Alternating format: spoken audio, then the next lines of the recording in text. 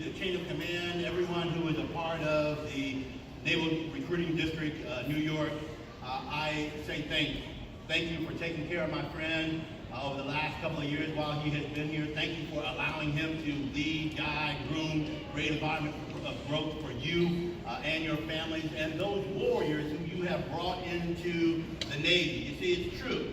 I am the Fleet Master Chief for Europe and Africa, and I just think it's appropriate that I tell you who I am, just so you kind of know. Europe and Africa, that means that everything, I don't know, from penguins to polar bears, the middle of the Atlantic to the Black Sea, that's my area of responsibility. By the way, I bring you greetings from Admiral Fogo and the rest of the team of Navy Europe and Navy Africa. It is absolutely a privilege to be here in New York. And you know, while I was making my way through, I saw a couple of chiefs in here. And if you're a chief, then you know what to do when I say this. Navy Chief. Navy pride. Navy Chief. Navy pride. Yes, indeed. Here we are, arguably in the biggest city in the world. That is understanding all that it means. That is New York. All that it means currently and historically. You see, from Ellis Island to the Statue of Liberty, the most recognized origins of hip-hop, which is smattered throughout the entire world, by the way. Drive and inclusion that New York actually represents, that so many strive for, you know, especially for those of us who were born in the 60s and raised in the 70s. New York has been, that Big Apple has been something special to us, no matter where you're from. See, I was born in the great nation of Texas and raised in Oklahoma. Joined the world's finest Navy some number of years ago, and have always aspired to be bold and courageous like the people of New York. It's an honor, without question, to be here. I read once that, without a doubt, believe and know that I can overcome any challenge that comes before me, for I am more than a conqueror. Patient, humble, and fierce. No question, I have seen these qualities of determination in Bill, and brother, once again, I'm happy to be here and to be a part of this. But I'll tell you this, because I'm fully woke, and I am a truth teller and a promise keeper, so I've got to give it to you straight. There has not always been an opportunity to celebrate us, the me and Bill. There has not always been an opportunity to celebrate all of the men and the women, whether it be because of their skin color or because of an accent, because of perhaps their socioeconomic background and their upbringing. There just hasn't always been an opportunity to recognize and celebrate everyone. Even those of us who have committed to giving our life, our very lives for this nation, haven't always been able to be celebrated.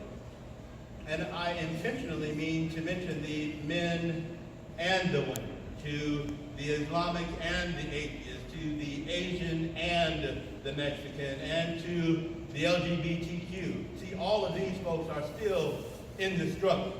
They are still struggling in this world and in this very nation for whom we have pledged our lives, fighting for equality and for dignity and respect. And yes, it's true, even I, though I do represent a pretty lean group. You see, there's 330,000 people in the Navy, and according to the law, U.S. Code Title 10, according to the law, only 1% can be Master Chiefs. So that puts us right around 3,100 or so, and I'll have to check my numbers later, around 3,100 or so Master Chiefs.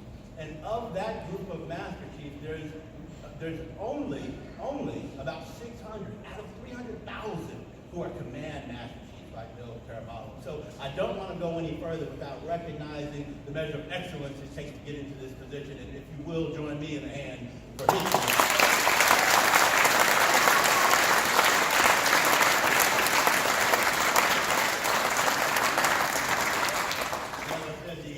Is absolutely real.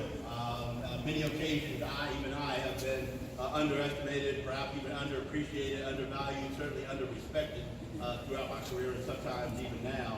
But I had to do work, same as Bill. Twice as hard for half the credit pay times as my peers, our peers, and there's zero exaggeration in that, by the way. But here we are, nonetheless. As we stand, we assemble ourselves here under the heavens in New York after walking on water for decades at sea. After being bold and standing courageous in front of many of tragedy and turmoil, we stand victorious in war. We stand strong in peace. We stand apt to teach. And by the way, we're prepared to go right now. Go higher than high. Can you hear me? We are ready absolutely to go and continue to lead the way. Come on, y'all don't even know.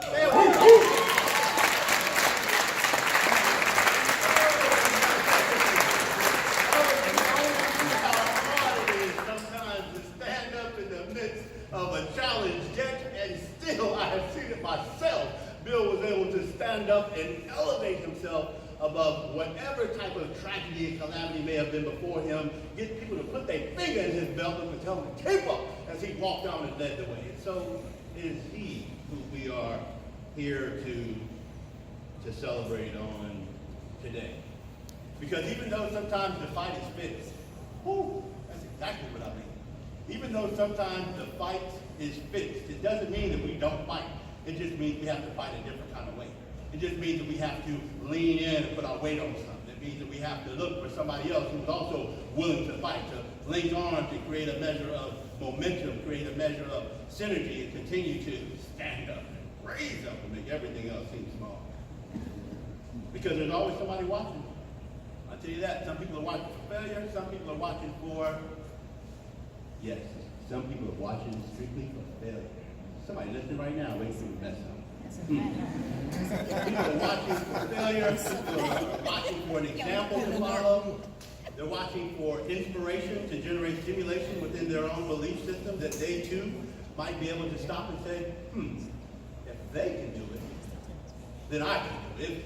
If Bill was able to endure since 1998, surely, since before we had personal computers, by the way.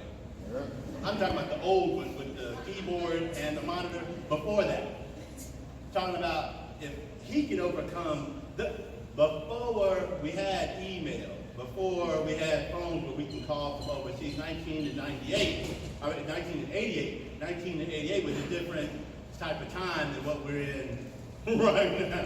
Being out at sea and you have to put a number on a letter because you want to read them in order. And mail didn't necessarily always come in order in those particular days. For those of us who have endured that type of time, now here we are before you so that you can realize you have email, by the way. You have this internet machine, I don't know if you've heard of it, where you can find all the answers to these questions and see these videos. As a matter of fact, there's folks streaming this thing right now. The funny thing, though, is that if we can do it, certainly you can too. Again, my headquarters is in Naples, Italy. I just had the honor of selecting a Sailor of the Year, who also happens to be from New York. Her name is Nisha Matiga. She's the Junior Sailor of the Year for the continent of Europe, the continent of Africa, and all of those forward deployed naval forces. She is from New York and a proud New York native. I read this morning that Meryl Tingsdahl has been selected as the first, Lieutenant Colonel Meryl Tingsdahl has been selected as the first ever black female U-2 pilot. Now, U-2 aircraft, okay, it's not Navy, but it does fly 11 miles over the surface of the Earth, and it's been around since around 1965. There's only been a total of 1,000 pilots, and someone else who just from right across the water here in New York has been selected to represent, stand up high, and lead the way. So I can't think of a better place and a better city to stop and pause and recognize all of the excellence that has grown out of here, including our very own Bill. And so, Bill, I thank you for the fight and seeing it through and to the end, and I absolutely thank you for having this ceremony. We've given so much away. I thank you for having this. Woo! Now I'll begin. So John Paul Jones once said, "Sign on, young man. The stature of our homeland is no more than the measure of we ourselves. Our job is to keep her free. Our will is to keep the torch of freedom burning for all. Heed my call. Come to sea and sail with me." Bill, I thank you once again for answering the call. Thank you for having this event. You know, we've come a long way since Harry S. Truman, which is where we first met. There was a woman by the name of Shirley MacLaine who made famous the song, "If My Friends Could See Me Now." You know, if my friends could see me now. When this journey started in 1988, I just happened to know it wasn't an easy transition. There was some literal trials and tribulations, some bridge time and some challenging times that started this up. But I wonder if those who were there, if your friends could see you now as part of the less than 1% of the 1% of our nation. In fact, some of you, might be kind of like me. It may cause you to think of a newer song, maybe around 2013, made famous by this particular poet by the name of Aubrey Graham, who said, "We started from the bottom, now we're here." I said, "No, from the bottom, now we're here." So here we are. The way I see it, we have three reasons to have retirement ceremony. Number one, for the family. Two, for the crew. And lastly, for the members. It's funny. For the family, most of all, so that you can see how much we adore and we revere your son, your husband, your dad, your uncle, your cousin, your brother. We revere him in such a way that we would pause and do these things. To the crew, to our shipmates, so they can see what happens at the end of it all once you have committed yourself to this particular career. And lastly, and least of all, interestingly enough, to the member. He's been with himself the whole time. So for him, it's just what he does. But to the family, let me tell you that the starting of a man starts very early. The ingredients that are poured into a boy that prepares him for the transition of responsibility from his parent to himself. There's many names of this phenomena, many challenges that go on with it, varying different techniques and disciplines. I'm the father of 4, 3 girls and a boy, and we believe in spanking in my house. There's a measure of capital punishment that's important. Some people believe in time out, others believe in varying levels of discipline, others believe in big time celebrations. We touch the ceiling at my house when somebody does something good. And I'm not sure what all went into bringing Bill into his state before he joined the Navy. But I tell you what, if it results in this, if I could bottle it up and capitalize it, I pour it onto my very own son and grandson so that they too might be able to serve with honor in this type of way. I saw it up close on board Truman. We had the opportunity to deploy. By the way, Harry S. Truman is an aircraft carrier. There's about 3,000 people always on board. And there's about 2,000 warfighters that embark aboard that ship. Those are the people that Bill led, the actual battle acts. We deployed in 2013 to 2014 and had a supremely successful deployment. It was extra hard, heavy seas on our way through the transatlantic. But we launched and recovered more aircraft at that time than had ever been launched and recovered, by the way. Lit off more ammunition than any other ship had at the time. And so it was a privilege to see him operate. The standards that he set for that ship, for his crew, led to us bringing back every aircraft. It led to us bringing back every sailor. It led to an environment where that standard for that strike group, that air wing, has been maintained, seeking to continue to repeat that type of deployment, and just hasn't been done even since then. There have been other ships that have been deployed and other ships that have done a measure of battle damage, but no one has done it in the way that we have with the measure of maintenance.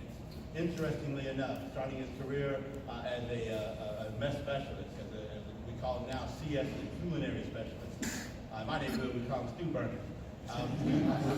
He started from that opportunity, entrance into the Navy, made himself into that 1% of that group, the creme de la creme of the culinary specialists, and then came into command, and then commanded at the absolute highest levels of leadership.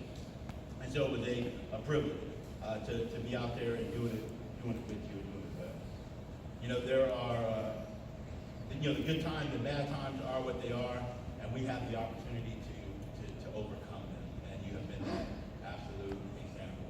To the family, I say thank you for allowing us to have this man in our lives, to fight and go forward with him.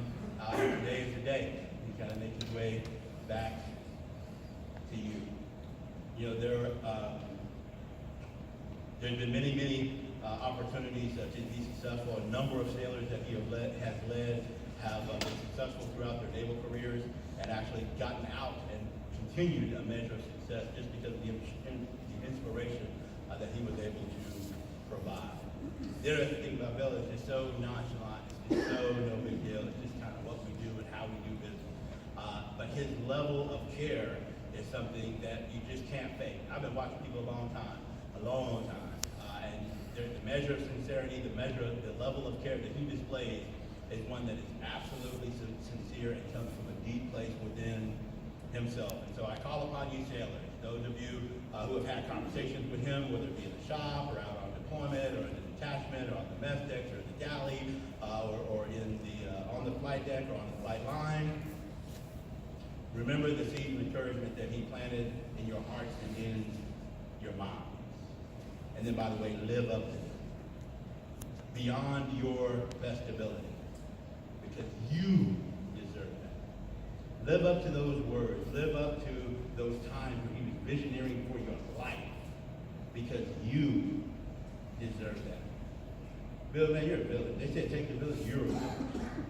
Whether you met him at a meeting or at initiation or in some community relations function or some project, you can feel, as I said before, that level of care while he's talking with you and as you watch him interact with others and their situations with that same sincerity I was talking about. Speaking of a village, I heard a story about a trailer galley and Saturday night snacks on board Chung Hoon. So for those of you who might not have served in the Navy or might not have pre-commissioned a ship, but what happens is the ship is in a shipyard, it's like a town. It's in a shipyard, sometimes it's in the water, sometimes it's out. But the crew is not able to live on board. So we live in these trailers. And just allow your imagination to work with you, whatever your trailer means to you, those. Not a fully maintained and contained space. In those.